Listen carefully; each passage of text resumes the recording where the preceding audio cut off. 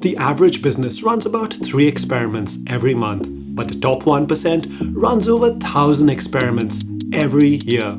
In my first job as a behavioral scientist, I was responsible for designing all our experiments for public sector, private sector, and NGO clients. But it was only when I started baking bread with my sourdough starter that I realized the value of running dynamic experiments that are easier and more practical for businesses to implement. Because you see, I was trained as a behavioral scientist, but not as a baker.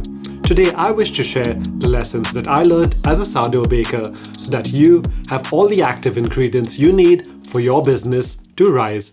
Pun absolutely unintended. The first lesson that I wish to share is that reliable is not always useful.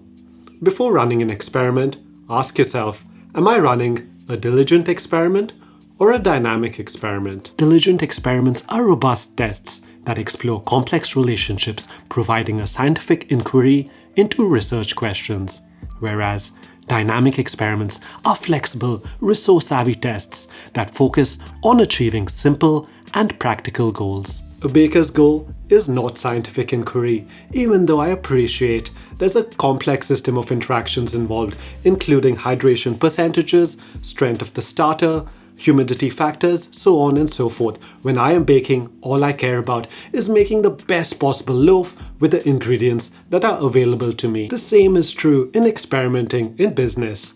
Simple and practical outcomes are key. It's not about proving or disproving scientific theory. Just like a baker's goal is about baking a loaf that people love to eat, your experiments need to be tailored towards designing products and services that people love to use. The second lesson I learned as a baker is to prioritize the speed of the feedback loop. The most humbling aspect of making bread is that you realize whether your loaf turns out to be one with good oven spring or a horror frisbee loaf in under 48 hours. As a behavioral science consultant, I conducted numerous experiments spanning from 2 months to 2 years. In some instances, the entire client team had left by the time we had completed our experiment, and the new management did not care about the results from our experiment.